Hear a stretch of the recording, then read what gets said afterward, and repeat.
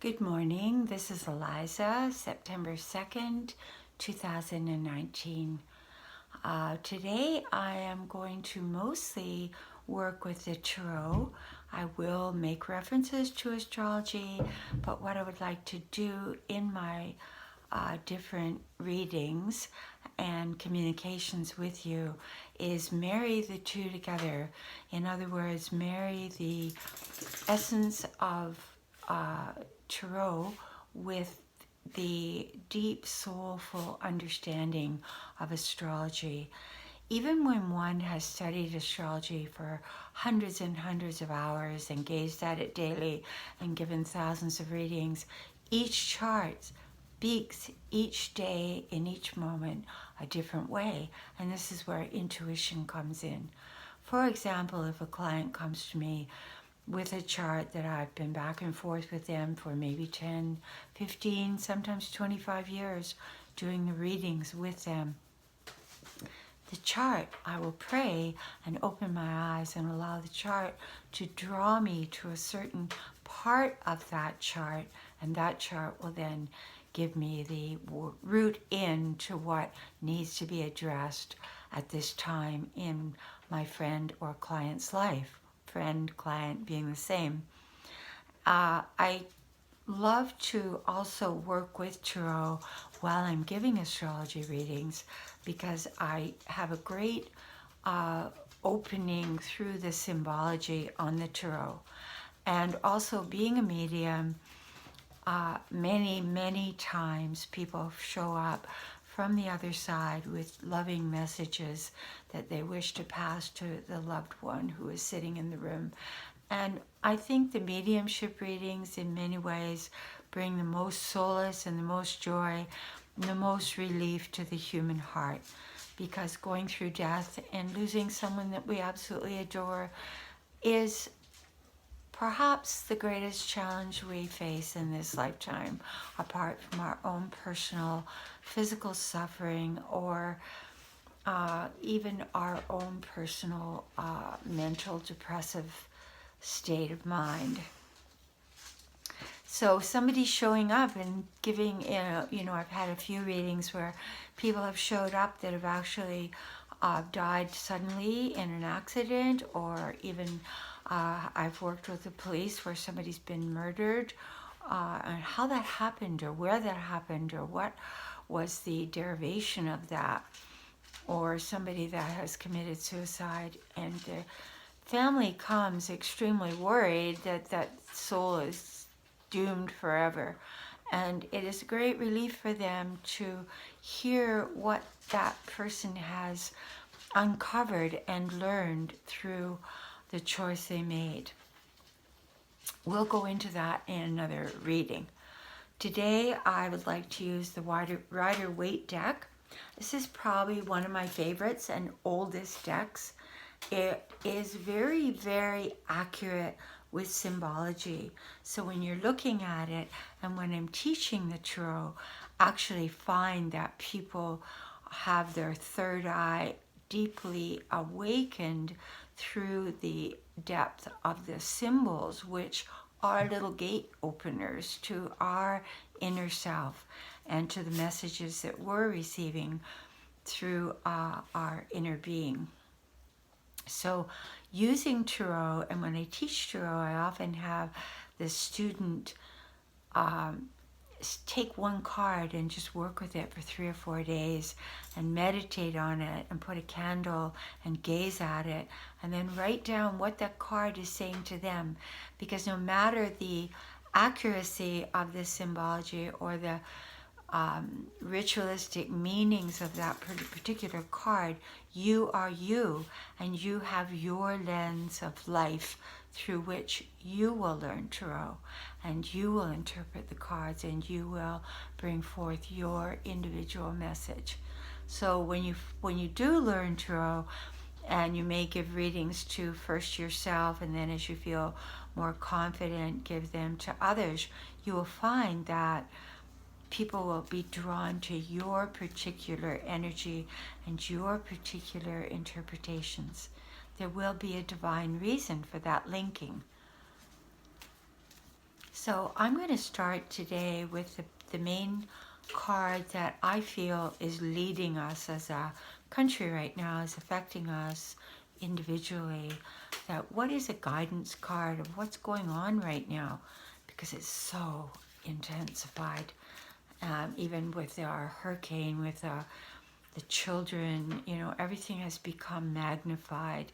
We're looking at it through the magnifying glass, but we're also in a state of overwhelm, and we have to make sure that we take regular time out, go into the nature, and truly, gently nurture ourselves and listen within, not get overcome by information.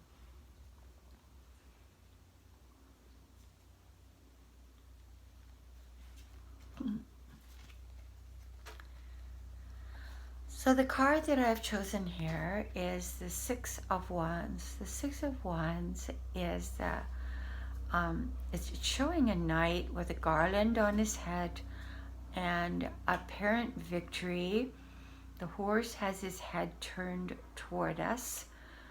He's not looking where he's going. So there is a sense of feeling in a state of what I would call a false victory, which could be our government feeling they're winning over us in some way. But there's not a sense of the horse nor the knight looking in the correct direction as to what lies ahead.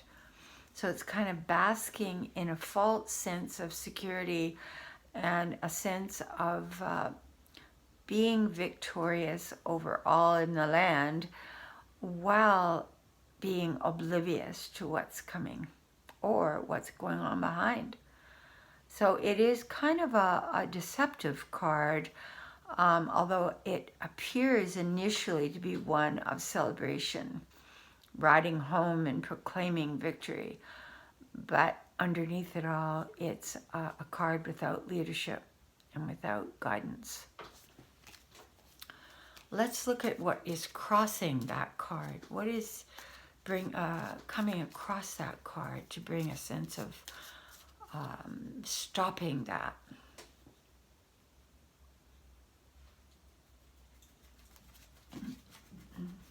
What's coming across the card is the weighing of matters. So it's a constant vacillation between one method and another. It's a card of great distraction. It's a card of, well, first I'm flipping the coin, money, to this hand, then I'm flipping it back to that hand. So I'm looking at this, and it's speaking to me a lot about Deutsche Bank and information about money, and the flipping around, the hiding of money could be relating to the tax returns, could be a lot that's behind the scenes being shifted around so that revelation is not given. If you notice, it's a joker holding that money. So there's a level of trying to trick with money. So what we're being held back by as a country of learning the truth is a lot through the chicanery and the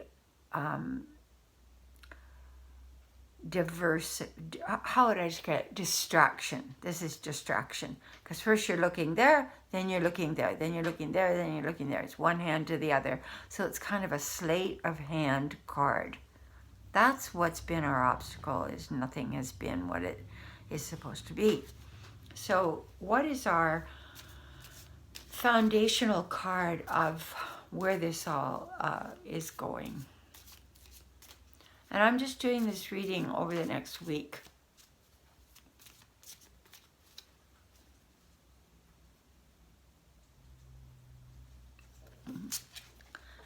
So this is the Chariot. This is the card of focused goals. So the solution is coming through an underlying plan perhaps by Congress, perhaps by Nancy Pelosi, perhaps by individual political leaders, perhaps by the people in the country. People are starting to focus on what matters, and they're not so distracted. They're not so easily led down the garden path.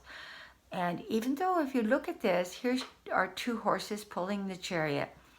This is 7 cards. So this is a very introspective card. People have been thinking beyond the surface distraction, beyond the chicanery, and they have no reins to these horses. So the horses are moving forward at their own pace without the guidance of any leader. There are no reins, there's no bit in their mouth, there's nothing. So things are moving forward, and I take this card actually in a very positive way.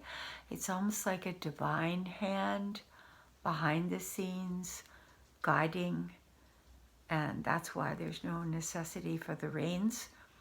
And I see it as a positive card. I see it as a card of things are going to shift, but because it's a 7, they're taking their own darn good time, and there's a lot of deep thinking and deep preparation and deep focus behind the scenes.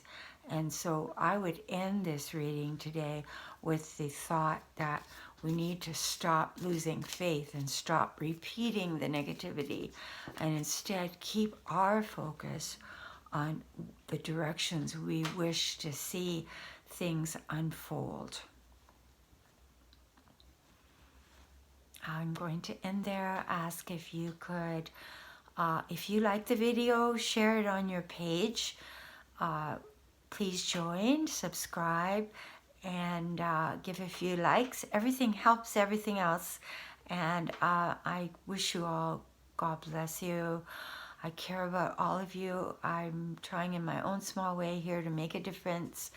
And I ask that we remember that a sense of mercy comes from the angel part of our own being, the light part of us, and that we show this angelic mercy to ourselves and to all around us and to all of life, even to the most minute expectation that we have, or the most minute expression of divinity, that we show mercy. Thank you.